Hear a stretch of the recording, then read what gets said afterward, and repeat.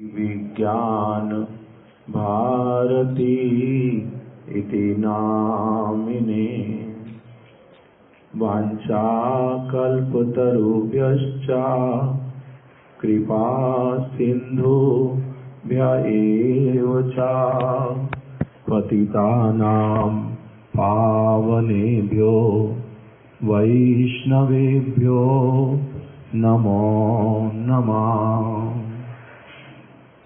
कृष्णदास कविराज रसिक भकत माज जे कैला चैतन्या चरित गौर गोविंद लीला सुनिते गलय शिला ताहते ना हैला मोर चित्त।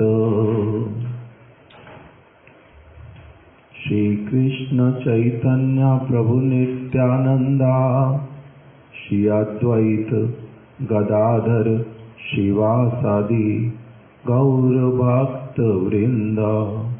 हरे कृष्णा कृष्णा कृष्णा हरे हरे, हरे राम राम राम हरे हरे। आ जाओ आप लोग, आ जाओ, दरवाजा खोलना है यहाँ से। ठीक। हम लोगों ने कल श्री चैतन्य चरितामृत में से मध्य लीला षोडश परिच्छेद को पढ़ना प्रारंभ किया था श्री गदाधर पंडित जी के उद्देश्य से। भूमिका स्वरूप पहले श्रवण किया श्री चैतन्य महाप्रभु।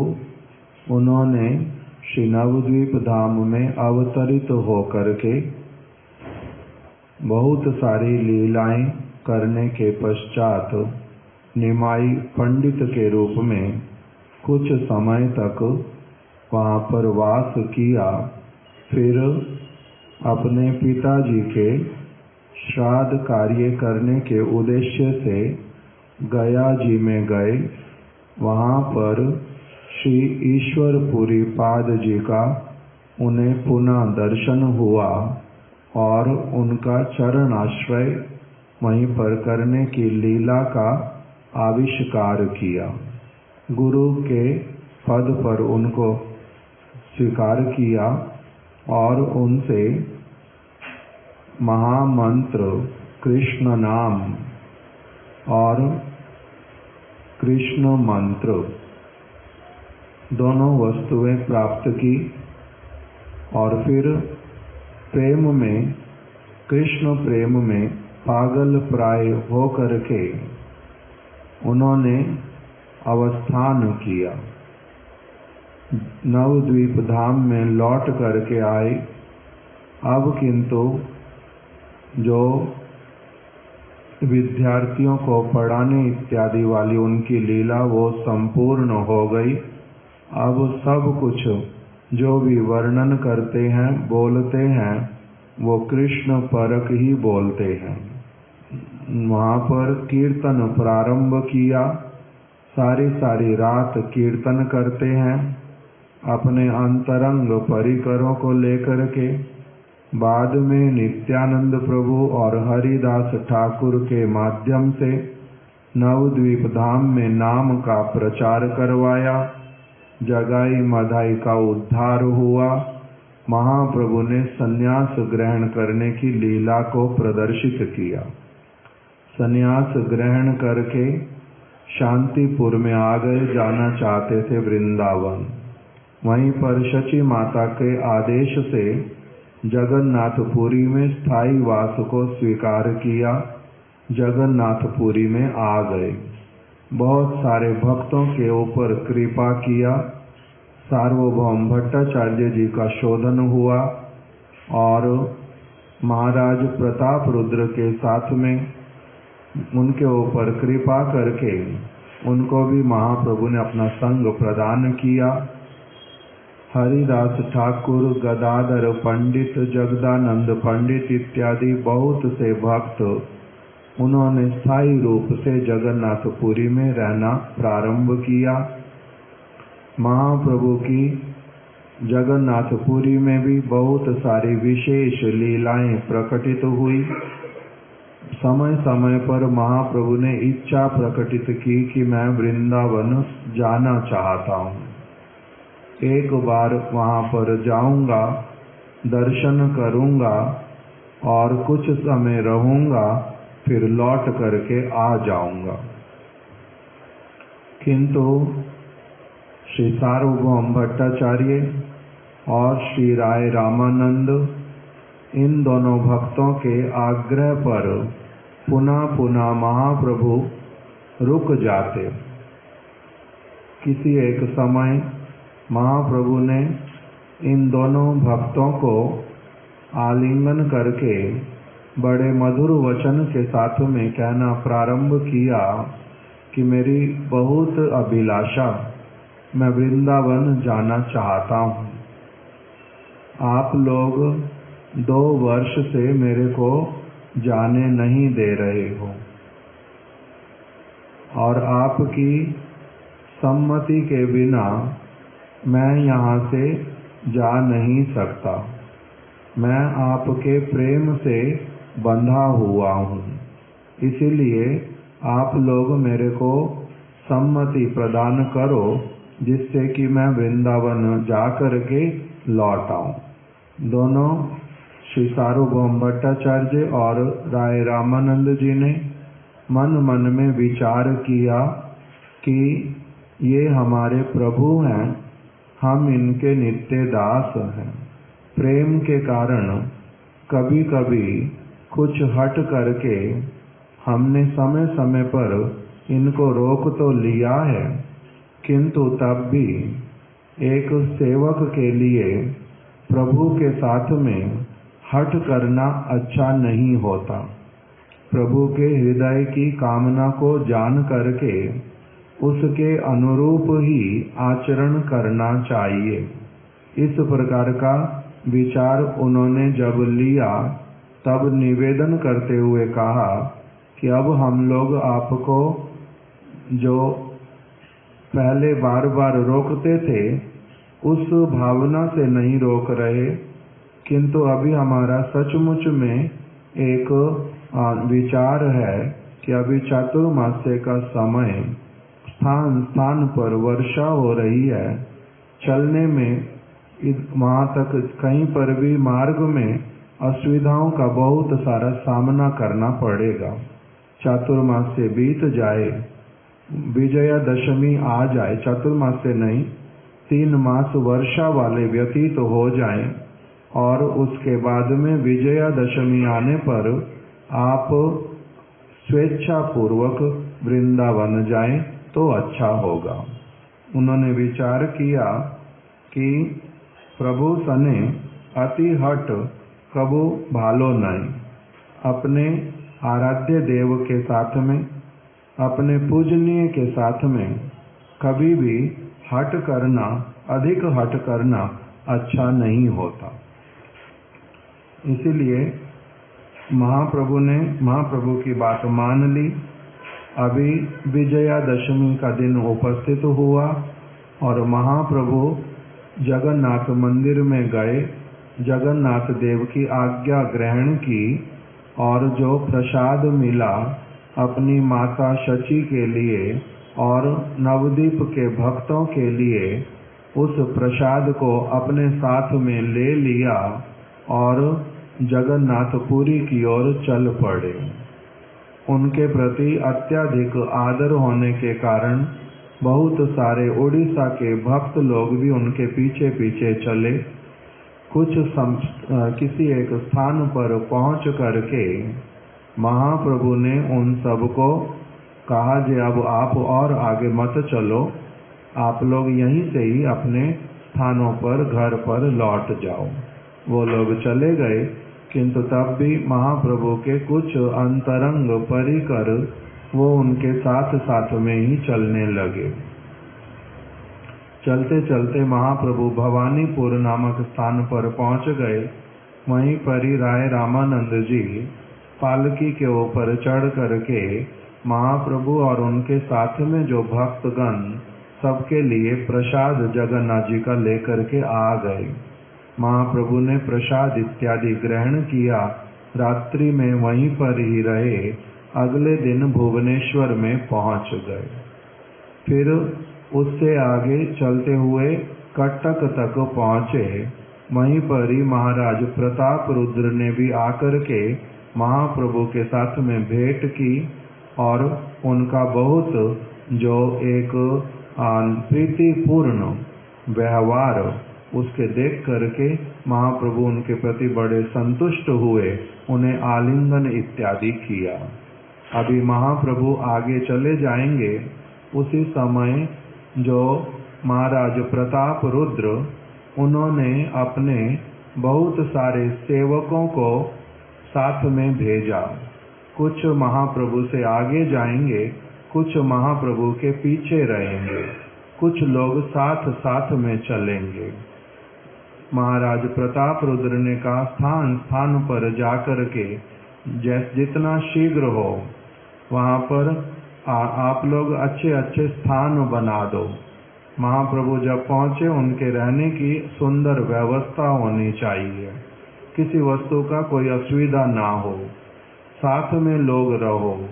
जिस किसी भी सीमा को पार करना पड़ेगा और वहाँ पर कुछ धन इत्यादि देना पड़ेगा, वो तुम सब समाधान कर देना।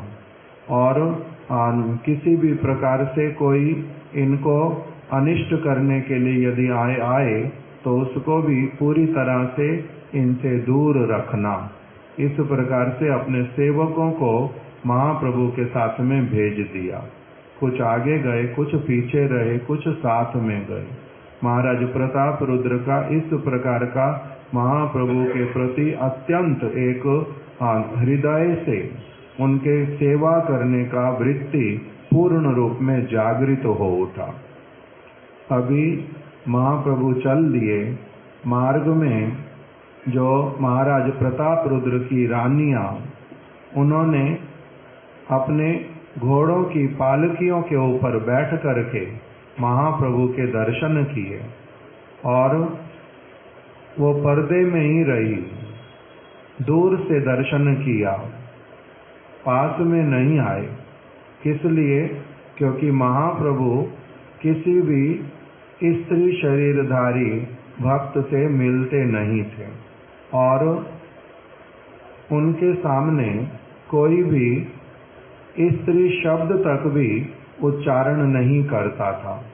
जब से उन्होंने संन्यास लिया तब से किसी ने भी उनके समक्ष, केवल एक भक्त आए थे नवद्वीप से जगन्नाथपुरी में, वो थोड़ा वृद्ध, महाप्रभु बाल्य अवस्था में उनकी दुकान से लड्डू लेकर के खाते थे।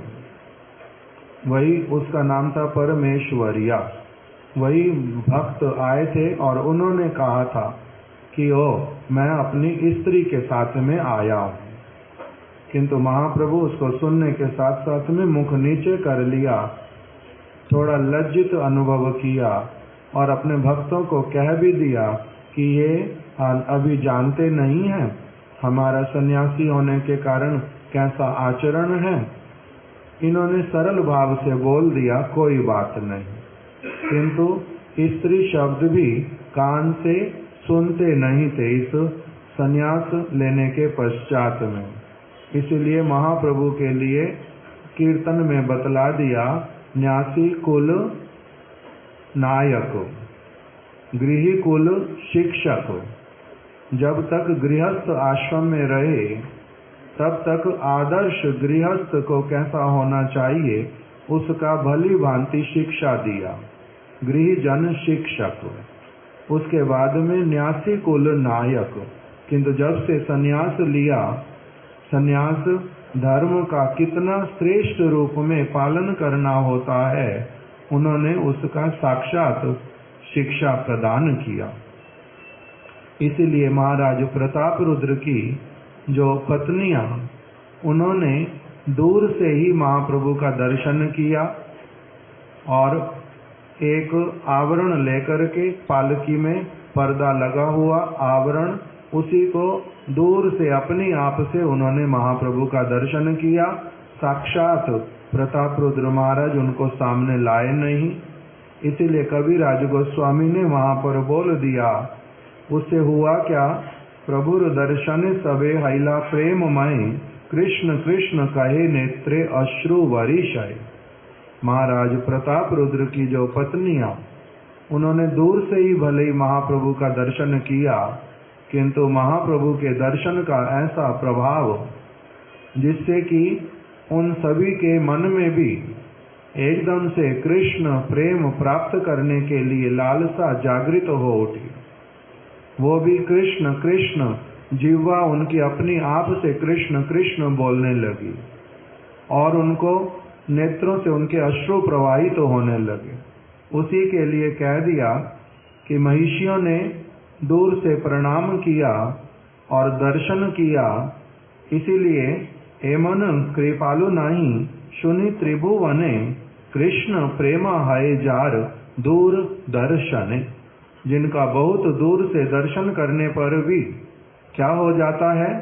कृष्ण प्रेम जो है वो हृदय में उमड़ आता है और सब वस्तुएं उस हृदय से चली जाती हैं।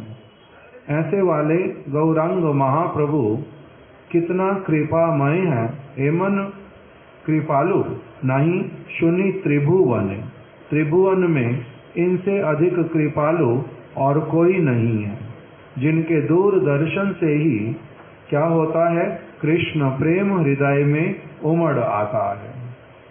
इस प्रकार महाप्रभु कटक से आगे चले गए। अब चलते चलते महाप्रभु नौका ते चढ़िया प्रभु हैला नदी पार, ज्योत्सनावती रात्रि चली आइला चतुर्द्वार। अभी चतुर्द्वार नामक स्थान पर पहुंच गए। रात्रि तथा रही प्रातः स्नान कृत्य कैला। रात्रि में वहीं पर रह करके प्रातः काल में स्नान इत्यादि किया। हेनो काले जगन्नाथेर महाप्रसाद आइला। राजा की आज्ञा से वहीं तक भी जगन्नाथ जी का प्रसाद पहुंच गया। राजार आज्ञाएं परीक्षा पाठाए दिने दिने, दिन प्रतिदिन जगन्नाथ जी का प्रसाद पुरी से सेवक लोग भेज देते हैं। बहुत प्रसाद पाठाए दिया बहु जन, बहुत सारे लोग आते हैं प्रसाद लेकर के और महाप्रभु के साथ में बहुत सारे भक्त हैं, सबका ही प्रसाद लेकर के आ जाते हैं। स्वगण सहित प्रभु प्रसाद अंगी करी, उठिया चलीला प्रभु बलि हरि हरि। महाराज प्रताप रुद्र की सेवाओं को महाप्रभु ने स्वीकार किया बड़े प्रेम के साथ में। सब समय जगन्नाथ जी का प्रसाद ले लेते उनके भेजने पर और प्रसाद पा करके हरि हरि बोल के महाप्रभु अब चतुर्द्वार से भी आगे चल दिए। रामानंद मगराज मंगराज श्री हरिचंदन संग सेवा करिया चले यही तीन जन। राजा की ओर से राय रामानंद जी साथ में चल रहे हैं और दो उनके प्रधान सेवक राज कर्मचारी मंगराज और श्री हरिचंदन, ये तीनों महाप्रभु के बिल्कुल साथ साथ चलते हैं। और प्रभु संगे पूरी गोसाई स्वरूप दामोदर जगदानंद मुकुंद गोविंद काशीश्वर, हरिदास ठाकुर आर पंडित वक्रेश्वर, गोपीनाथ आचार्य आर पंडित दामोदर, रामाई नंदाई आर बहु भक्तगण, प्रधान कहिलू सबार के करे गणन। कविराज गोस्वामी कह रहे हैं कि जगन्नाथपुरी से महाप्रभु के साथ चलते चलते ये वाले विशेष भक्तों का नाम मैं बता देता हूँ। और भी बहुत सारे भक्त हैं जो साथ साथ महाप्रभु के चलते चल रहे हैं। कुछ लोगों ने तो विदाई देने के लिए आए थे, जगन्नाथपुरी से थोड़ी दूरी के बाद महाप्रभु ने वापस भेज दिया था, किंतु ये लोग महाप्रभु के प्रेम में, प्रेम पाश में ऐसे बंधे हुए कि ये साथ साथ चलते ही जा रहे हैं। यद्यपि प्रभु ने क्या कहा था, मैं अकेला वृंदावन जाऊंगा। अब वो वृंदावन तो जा रहे हैं, किंतु ये लोग सभी साथ साथ जा रहे। कौन कौन? प्रभु संगे पूरी गोसाई, श्री परमानंद पुरी। जो ऐसे तो कौन है? ईश्वरपुरी पाद जी के गुरु भाई, महाप्रभु के ऐसे तो चाचा गुरु, किंतु महाप्रभु के प्रति उनका बहुत विशेष भावना, और महाप्रभु भी स्वरूप दामोदर जी और परमानंद पुरी जी को बहुत एक विशेष आदर सब समय के लिए प्रदान करते हैं। वो साथ में चल रहे हैं। प्रभु संगे पुरी गोसाई स्वरूप दामोदर और जगदानंद पंडित, मुकुंद गोविंद जो महाप्रभु के सेवक, और काशीश्वर वो भी गोविंद प्रभु के गुरु भाई, महाप्रभु के भी गुरु भाई, किंतु अपने आप को महाप्रभु का सेवक मानते हैं। हरिदास ठाकुर, पहले क्या मन में आता है सब समय, ये हरिदास ठाकुर जगन्नाथपुरी से सिद्ध बकुल में जब से रहे तब से कहीं पर कभी भी नहीं जाते, किंतु नहीं, यहाँ पर क्या वर्णन आ गया, हरिदास ठाकुर भी साथ साथ में चल रहे हैं। जगन्नाथ मंदिर में नहीं जाते, वो राजपथ पर नहीं जाते पुरी में, किंतु महाप्रभु जब वृंदावन की ओर चलने लगे तो वो भी उनके साथ साथ में चल रहे हैं। वक्रेश्वर पंडित, गोपीनाथ आचार्य और पंडित दामोदर, दामोदर पंडित, रामाई नंदाई, ये सारे महाप्रभु के विशेष विशेष भक्त, जिनके प्रति महाप्रभु का बड़ा कृपा, ये सारे साथ में चल रहे हैं। गदाधर पंडित, तबे संग से चलीला, क्षेत्र संन्यास ना छाड़ियो, प्रभु निषेधिला। गदाधर पंडित जी भी साथ साथ में चल रहे थे।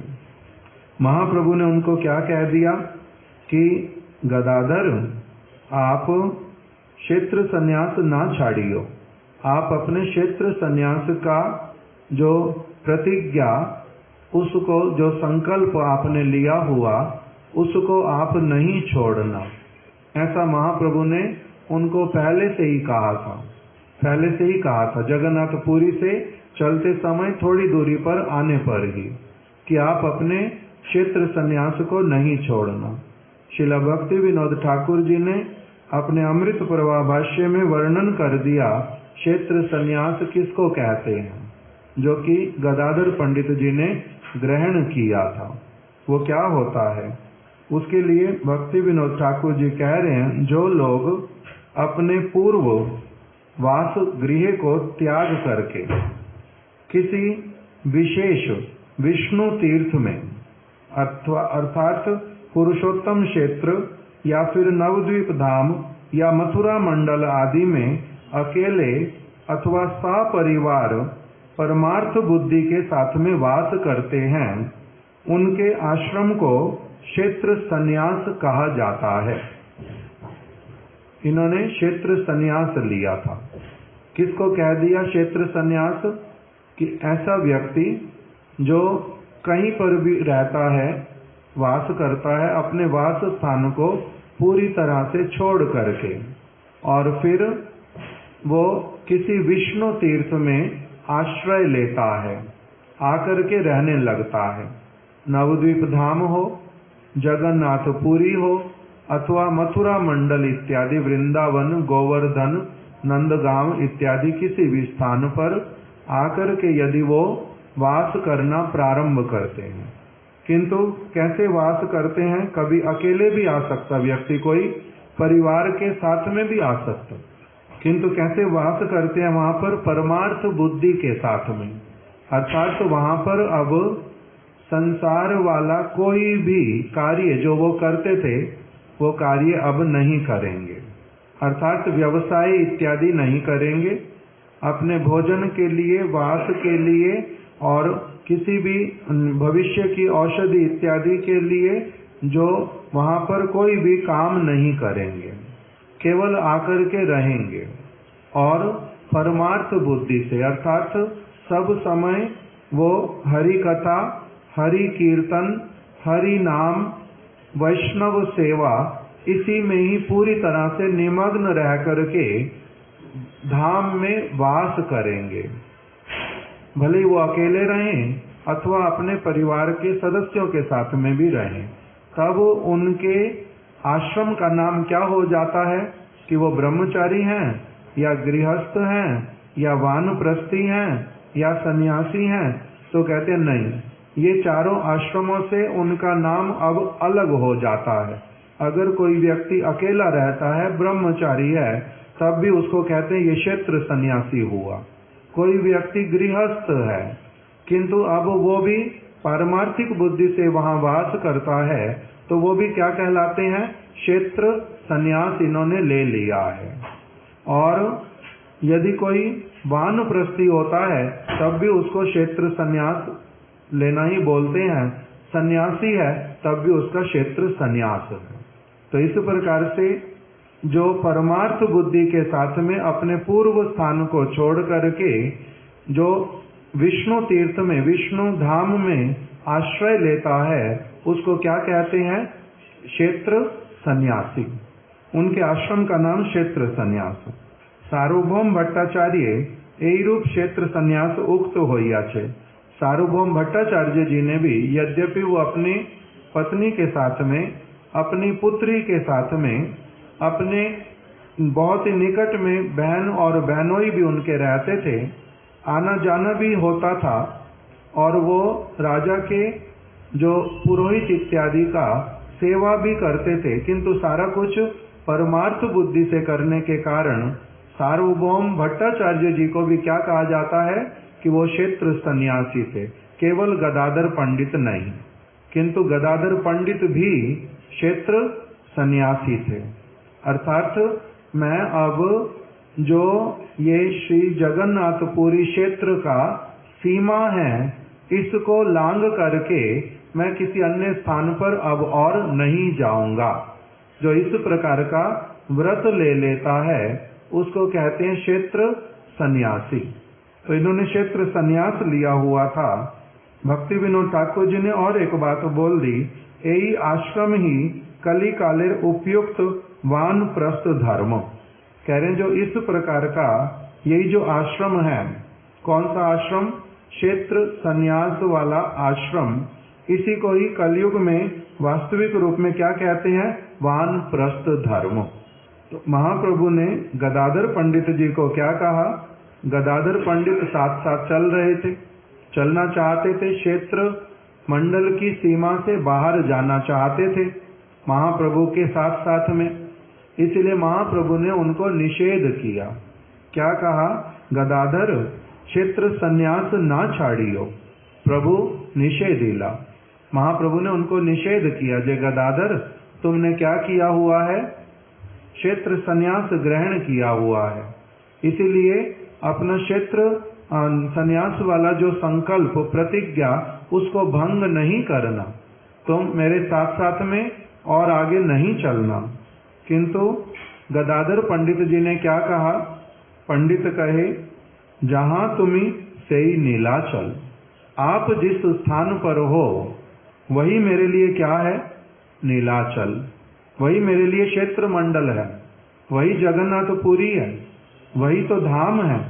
कहाँ मेरा प्रतिज्ञा भंग हो रहा? मेरी प्रतिज्ञा मैंने लिया, मैं कहाँ पर रहूंगा? सब समय क्षेत्र मंडल में रहूंगा, और जहां पर आप हो वहीं पर ही तो क्षेत्र मंडल है।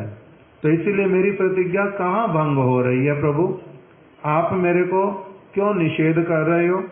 जहां तुम्ही सेई नीलाचल, वही मेरा नीलाचल है। इसी बात को लेकर के ही भक्ति विनोद ठाकुर जी ने हम लोगों को क्या सिखलाया? जय स्थाने वैष्णव गण सेई स्थान वृंदावन। जहां पर वैष्णव गण निवास करते हैं वही स्थान ही क्या कहलाता है? वृंदावन। यही बात किसने बोल दी? गदाधर पंडित जी ने। फिर चैतन्य महाप्रभु ने कहा कि तब भी मैं क्या कहता हूं, ये बात तो सत्य है, जहां पर मैं हूं कोई शुद्ध भक्त है, वही स्थानीय क्षेत्र मंडल होता है, तुम्हारा प्रतिज्ञा भंग नहीं होगा। किंतु तब भी कुछ अंतर है, कुछ अंतर है। वो लीला भूमि है, और ये एक व्यक्ति जिनको कह रहे हैं, जिनके साथ रहने से या फिर जहां पर भी वो जाते हैं वही स्थान वृंदावन बन जाता है, ये एक धारणा है।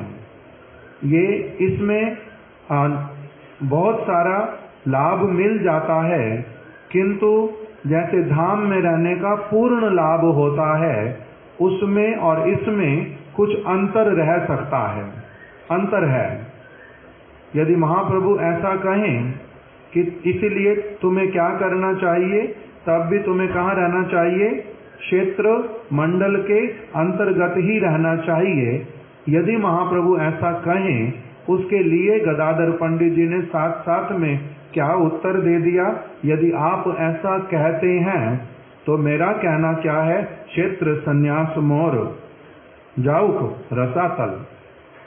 ऐसे वाला जो मेरा क्षेत्र संन्यास, जिसके कारण मेरे को आपके संग से, वास्तविक क्षेत्र वास से मेरे को अलग हटना पड़े, वो वाला क्षेत्र संन्यास जो है मेरा रसातल में चला जाए। अर्थात रसातल में जाने का अर्थ कि उसको तो मैं कोई भी गुरुत्व ही नहीं देता। मेरे लिए उस प्रकार का धाम वास जहां पर आप नहीं है, मेरे लिए वो वाला धाम वास जो है कैसा वाला है, अत्यंत नगण्य, निम्न, तुच्छ। आप जहां पर है वो वाला जो क्षेत्र मंडल, वो जो नवद्वीप धाम, वही मेरे लिए क्या है, सब कुछ है।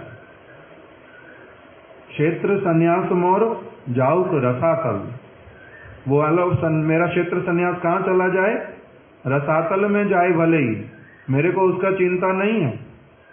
इस प्रकार से बोल दिया। उनका अपना जो सिद्धांत वो कैसे वाला है, प्रभुपाद जी बोल रहे हैं दृढ़। वो पंडित जो हैं गदाधर पंडित, वो अविचलित महाप्रभु की बात सुन करके, ये क्षेत्र संन्यास की प्रतिज्ञा तुम्हारी भंग हो रही है, ऐसा तुम नहीं करना, इसके द्वारा वो विचलित हुए नहीं कि हाँ मेरा क्या कर्तव्य है, धाम वास्तव मेरा छूट जाएगा, मैंने तो प्रतिज्ञा की थी। इस प्रकार की चंचलता उनके चित्त में नहीं आई। क्यों? क्योंकि उनको दृढ़ सिद्धांत का पता है। प्रभुर संग लोभे धाम वास रूप क्षेत्र संन्यास त्यागे हो पंडित अविचलित। कि यदि आप कहते हो मैंने धाम वास का त्याग कर दिया है, तो हाँ मैंने कर दिया, और उसमें मेरे को कोई असुविधा भी नहीं आती, मन में कर दिया मैंने त्याग, तो क्या हुआ, उससे मेरा कोई हानि होगा नहीं। इस प्रकार का उन्होंने कह दिया। प्रभु कहे यहाँ करो गोपीनाथ सेवन गदाधर। क्षेत्र संन्यास की बात चलो मैं अभी छोड़ देता हूँ, उसको और हम चर्चा नहीं करते, किंतु और भी तो एक बात है ना, तुम्हारे ऊपर दायित्व है किसका, गोपीनाथ जी की सेवा का। मैंने तुम्हारे को गोपीनाथ जी दिए और कहा था, पूछा था, ये गदाधर तुम ये गोपीनाथ की सेवा करोगे? तो तुमने क्या कहा था? हाँ प्रभु मैं गोपीनाथ जी की सेवा करूंगा, मैं गोपीनाथ की सेवा करूंगा। तो इसीलिए तुम्हारा क्या है अभी? प्रभु कहे यहाँ करो गोपीनाथ सेवन। इससे तुम्हारा कर्तव्य है कि तुम यहीं पर रह करके क्या करो, गोपीनाथ जी की सेवा करो। पंडित कहे कोटि सेवा त्वत्पाद दर्शन। गदाधर पंडित जी ने फिर और एक बात बोली, एक और विग्रह की सेवा, गोपीनाथ जी की सेवा, साक्षात भगवान है, ये भी सत्य है। दूसरी तरफ से महाप्रभु अथवा परम भागवत गुरुपाद पद्म अथवा वैसे ही कोई उसी स्तर के बहुत श्रेष्ठ निष्किंचन वैष्णवगण, उनका और फिर धाम में विग्रह सेवा का, उन दोनों का भी यहाँ पर क्या बतला रहे हैं, दोनों में से किसको अधिक प्राथमिकता देते हैं, उस बात को भी यहाँ पर उठा दिया। प्रभु कहे यहाँ करो गोपीनाथ सेवन। कृष्ण कृपा प्रभु खड़े होकर सुन लो, यहाँ करो गोपीनाथ सेवन। आप यहाँ पर क्या करते हैं? गोपीनाथ जी की सेवा करते हैं। पंडित ने क्या कह दिया? गदाधर पंडित जी ने, पंडित कहे कोटि सेवा त्वत्पाद दर्शन। गोपीनाथ जी की जो सेवा मैं करता हूँ उससे करोड़ गुना अधिक सेवा गोपीनाथ जी की हो जाएगी, केवल मात्र नित्य प्रति सब समय आपके चरण कमलों का दर्शन करने से ही। इसलिए महाभागवत गुरुजन उनके चरण कमल का दर्शन, उनकी वाणी को श्रवण करना, उनके हृदय के भाव को ग्रहण करना, उनके आदर्श को अपने नेत्रों से देखना, ऐसे वाला सौभाग्य जिस किसी स्थान पर मिल जाता है उसका करोड़ों करोड़ों बार अपने आप से ही भगवान का सेवा हो जाता है। इस सिद्धांत को यहाँ पर स्थापित किया। क्यों? क्योंकि अपने आप से विग्रह का सेवा करते रहने से भी वो हजारों जन्मों करने के बाद तब जाकर के जिह्वा के ऊपर भगवान का नाम और जो ऐसे वाले महत पुरुष उनके प्रति निष्ठा का हृदय में आविर्भाव होता है। ऐसे नहीं होता। इसीलिए बहुत सारे शास्त्र के ऐसे प्रमाण, जब महाप्रभु ने बोला यहाँ करो गोपीनाथ सेवन, गदाधर पंडित जी ने साथ साथ उत्तर दिया कोटि सेवा त्वत्पाद दर्शन। गोपीनाथ जी की करोड़ गुना अधिक और सेवा अर्थात उनकी प्रसन्नता अपनी आप से हो जाएगी। सेवा को छोड़ना निषेध। उसमें एक शब्द बताया मन्यु लगता है। मन्यु लगता है मतलब दोष होता है। विग्रह को ग्रहण किया, सेवा नहीं करेंगे अथवा किसी ऐसे व्यक्ति को दे देंगे जो सेवा की ओर ध्यान देगा नहीं, उस व्यक्ति को बहुत दोष लगता है। जैसे किसी बच्चे को गोद ले लो और फिर अथवा अपना ही बच्चा हो, उसको फिर खिलाते पिलाते नहीं, नहलाते धुलाते नहीं, वो बिस्तर से गिर करके 1.5 घंटा रो रहा है, रोते रोते मर गया, किंतु सुनने वाला कोई नहीं है, तो उस बच्चे का जिसने दायित्व लिया हुआ उसको बहुत दोष लगता है। इसी प्रकार से विग्रह की सेवा जो ना करे उसको दोष लगता है, ये सत्य। किंतु कह रहे हैं कि आपके जैसे महत पुरुष के साथ में रहने से अपनी आप से वहां पर सेवा जो है वो पहुंच जाती है, कोई दोष नहीं लगता उसमें। कोटि सेवा त्वत्पाद दर्शन। प्रभु कहे सेवा छाड़ीबे आमाए लागे दोष। चैतन्य महाप्रभु ने फिर से आगे एक बात बोली। महाप्रभु ने कहा सेवा छाड़ीबे, आप सेवा छोड़ दोगे गोपीनाथ जी की। किसके लिए छोड़ रहे हो? मेरे लिए, मेरे साथ में चलने के लिए। मैं अगर यहीं पर रह जाऊंगा तब तो तुम सेवा करते ही रहोगे। मैं यहाँ से जा रहा हूँ इसीलिए तुम सेवा छोड़ रहे हो, तुम मेरे साथ साथ में चलोगे, ये तुम्हारी जिद है। प्रभु कहे सेवा छाड़ीवे, तुम सेवा छोड़ दोगे, आमाए लागे दोष, और कलंक जो है वो मेरे नाम पर लगेगा। कि इनके कारण क्या हुआ? गदाधर ने गोपीनाथ जी की सेवा को छोड़ दिया है, कलंक लगेगा मेरे नाम पर। यहाँ रही सेवा करो आमार संतोष। तुम्हें क्या देखना चाहिए? मेरी संतुष्टि किसमें है, मेरी संतुष्टि किसमें? इसी वस्तु की तुम्हें चिंता करनी चाहिए। अपनी संतुष्टि की चिंता मत करो। यदि मैं भगवान हूँ, यदि मैं महत पुरुष हूँ, यदि मैं तुम्हारे बड़े ही आदर का पात्र हूँ, धाम से भी अधिक मैं तुम्हारे लिए श्रेष्ठ हूँ, विग्रह से भी मैं करोड़ों गुना तुम्हारे लिए अधिक गुरुत्व महात्म्य रखता हूँ, तो तुम्हारे को इतनी बड़ी जो स्तर पर जिसको रखा हुआ है उसके मन की बात को भी तो मानना चाहिए, उसके मन के अनुसार चलना चाहिए। यदि तुम्हारी बातें सचमुच में सत्य हैं, ठीक वास्तविक रूप में तुमने अपने हृदय की बातें बतलाई, मैं तुम्हारी बातों का आदर करता हूँ, स्वीकार करता हूँ कि मैं बहुत श्रेष्ठ, तब फिर मेरे जैसे श्रेष्ठ व्यक्ति की बात को तुम्हारे को क्या करना चाहिए? मानना चाहिए। जो जिसमें मेरी संतुष्टि हो वो वाला कार्य करना चाहिए। अपने मन की संतुष्टि को प्रधानता नहीं देनी चाहिए। जैसे हमारे गुरुदेव प्रसंग बतलाते थे, राम जी का, भरत जी का। रामचंद्र जी वनवास लेकर के चल पड़े अयोध्या से, भरत जी बाद में पहुंचे अयोध्या।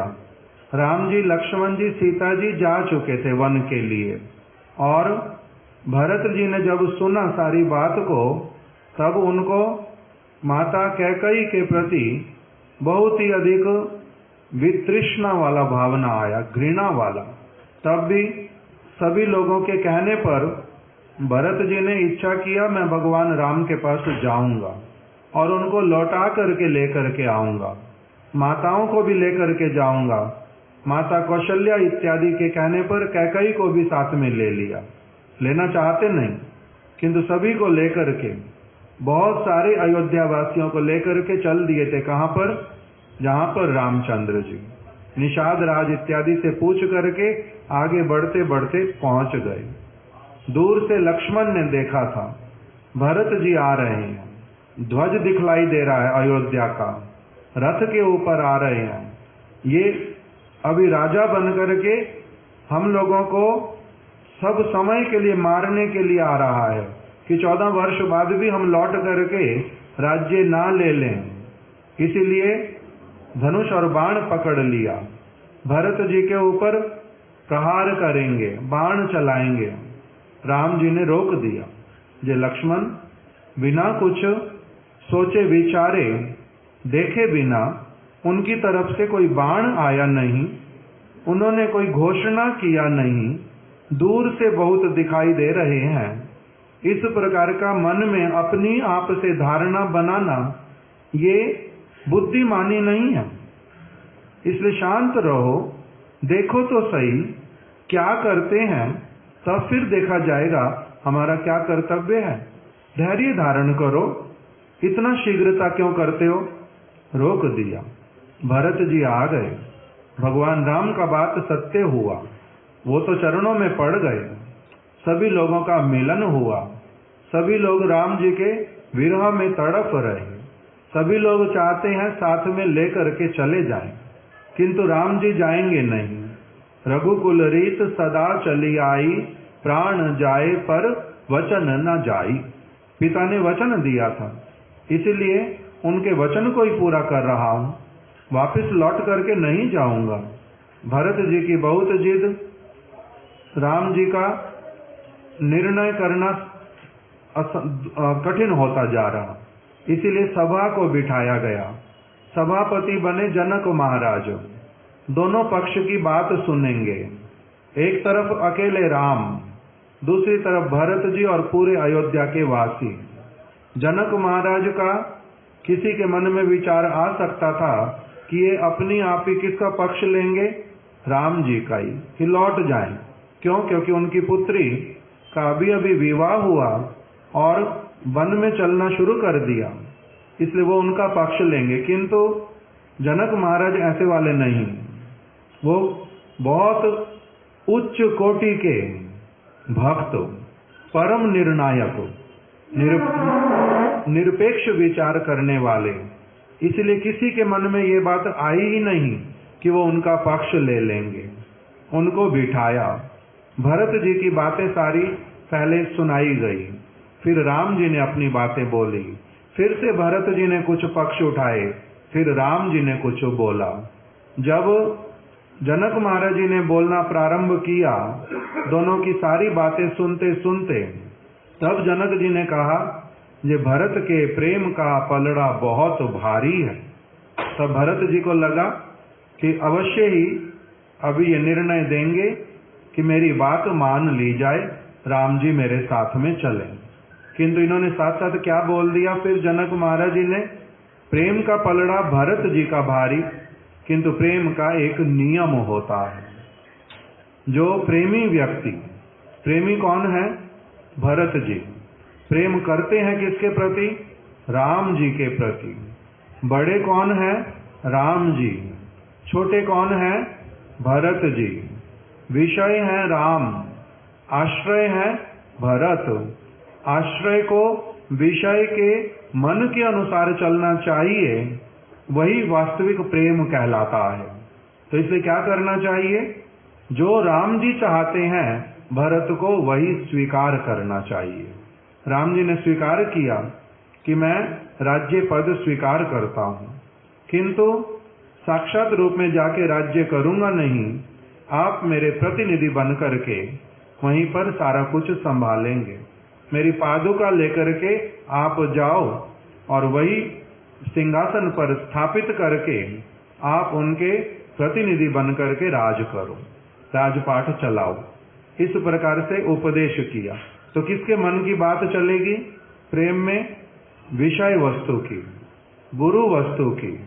इसीलिए गदाधर पंडित को महाप्रभु जी ने क्या कह दिया कि आपने तो बोला कि क्षेत्र संन्यास, क्षेत्र वास से भी मेरा संग जो है वो बहुत श्रेष्ठ, विग्रह की सेवा से भी करोड़ों गुना अधिक आपको मेरे संग में लाभ मिलेगा। गोपीनाथ जी आपसे करोड़ों गुना अधिक प्रसन्न होंगे यदि आप मेरे साथ रहोगे। स्वीकार आपने कर लिया कि मैं कौन हूं आपसे बहुत बड़ा, तो इसीलिए बड़े व्यक्ति की बात को ही मानो। मेरे मन में जो संतोष होगा वो क्या होगा?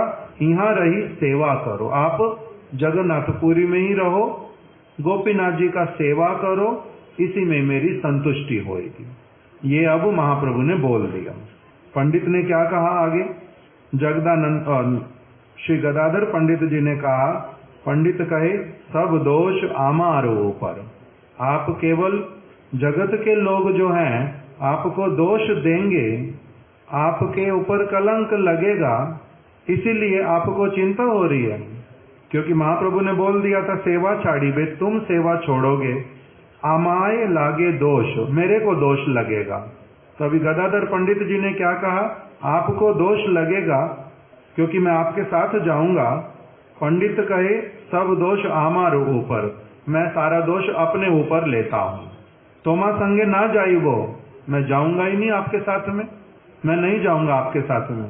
किंतु ये भी गारंटी है कि मैं क्षेत्र में भी रहूंगा नहीं, गोपीनाथ जी की सेवा भी करूंगा नहीं, आपके साथ नहीं जाऊंगा क्योंकि आपको लोग दोष देंगे, आपके ऊपर कलंक लगेगा, इसलिए आपके साथ नहीं जाऊंगा। नहीं जाऊंगा, ठीक है, नहीं जाता। आपके कारण नहीं छोड़ता क्षेत्र संन्यास को, आपके कारण गोपीनाथ जी की सेवा को नहीं छोड़ता हूं, किंतु मैं क्या करूंगा?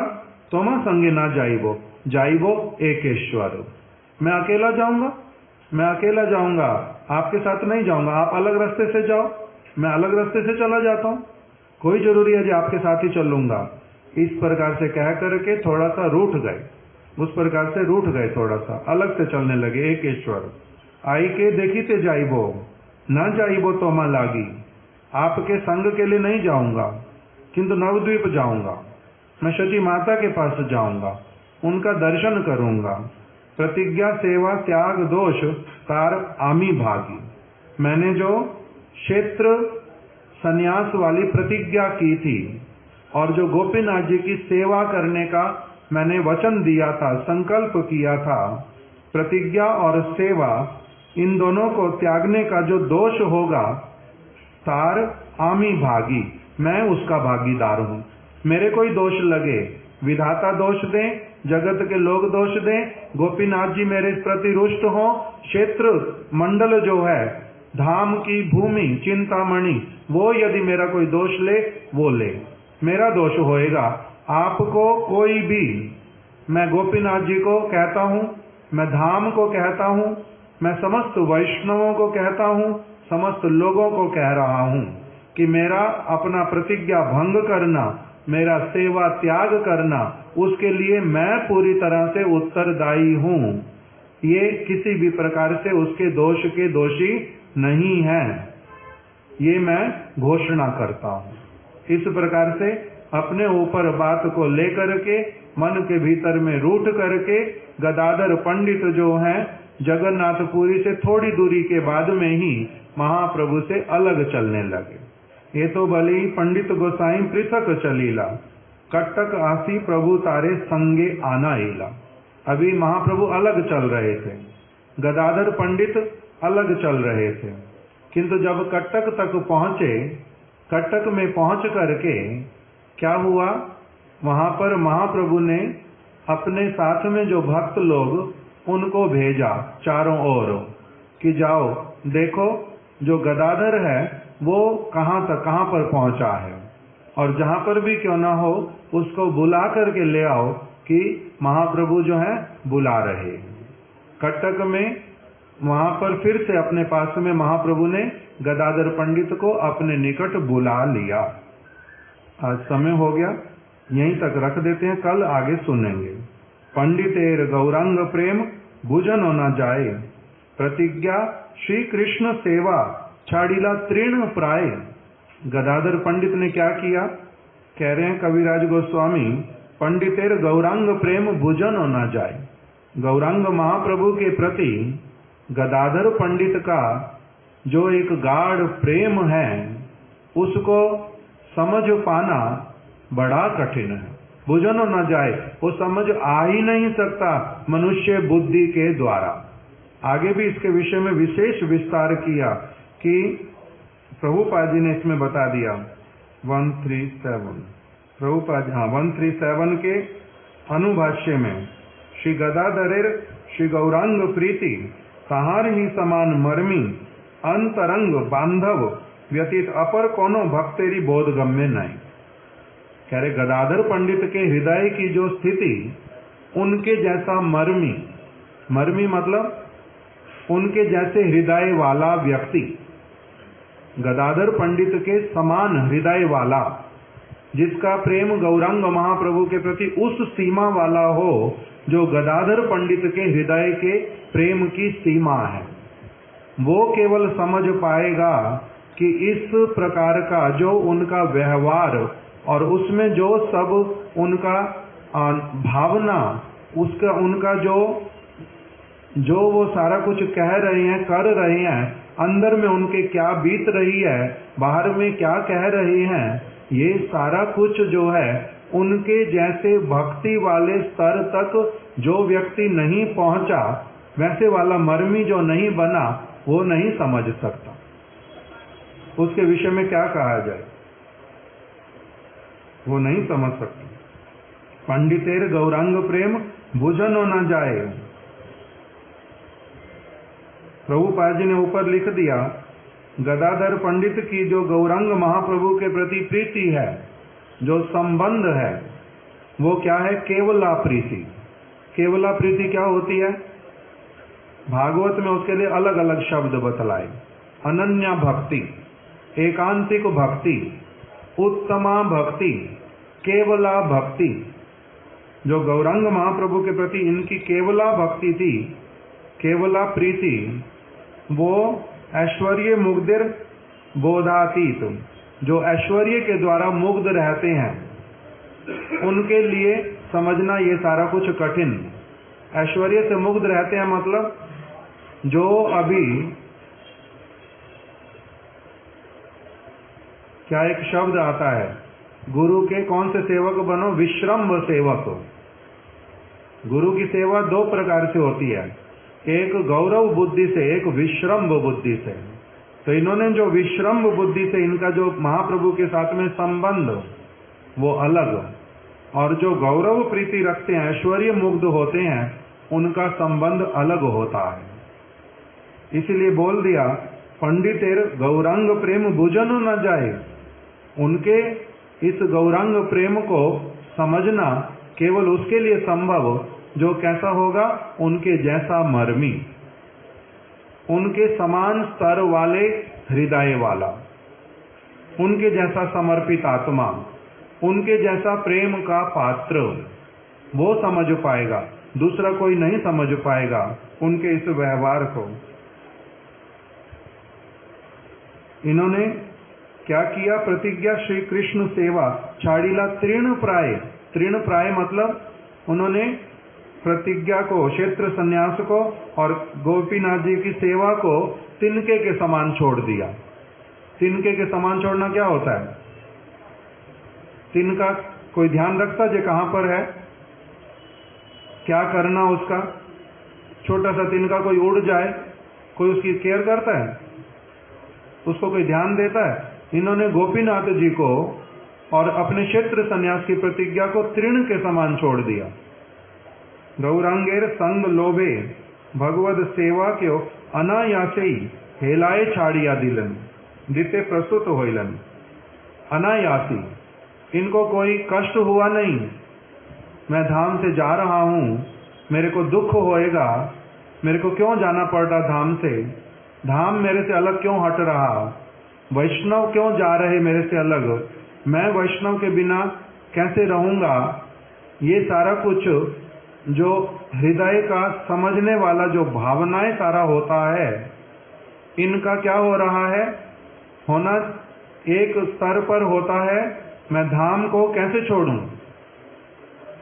रघुनाथ दास गोस्वामी ने एक भावना में बोल दिया कि मैं धाम में रहूंगा, यहाँ पर साधारण लोगों की तरह बातें करनी पड़े करता रहूंगा, मेरे को यहाँ पर ग्राम्य वार्ता करनी पड़े करूंगा, अखाद्य वस्तु खानी पड़े वो भी खा लूंगा, और यहाँ पर कोई विग्रह नहीं है दर्शन का तब भी कोई बात नहीं, दूर स्थान पर कहीं विग्रह भी होंगे मैं तब भी वहां पर उनके दर्शन करने जाऊंगा नहीं, वहां पर कोई साधु होंगे कथा बोल रहे हैं मैं तब भी उनके पास में नहीं जाऊंगा, धाम का ऐसा निष्ठा बतलाया। दूसरी तरफ से अब ये वाली सारी बातें जो गदाधर पंडित बोल रहे हैं, इन दोनों वस्तुओं के बीच में वो रघुनाथ दास गोस्वामी भी कोई साधारण भक्त नहीं है, और ये इधर गदाधर पंडित ये भी कोई साधारण व्यक्ति नहीं है।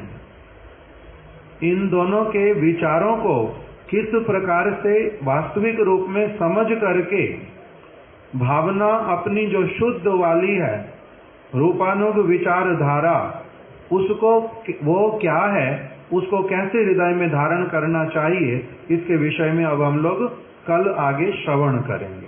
आज यहीं तक ही कथा को रख देते हैं। आज अक्षय तृतीया, संध्या में कार्यक्रम भी है और सेवाएं भी साथ साथ चलनी है, इसलिए कथा को यहीं विराम दे देते हैं। श्री गदाधर पंडित की जय, श्री चैतन्य चरितामृत की जय, श्री चैतन्य महाप्रभु की जय, श्रील कविराज गोस्वामी की जय, श्रील प्रभुपाद की जय, श्रील गुरुदेव की जय। वाञ्छाकल्प तरुभ्यश्च कृपा सिन्धुभ्य एव च पतितानां पावनेभ्यो वैष्णवेभ्यो नमो नमः।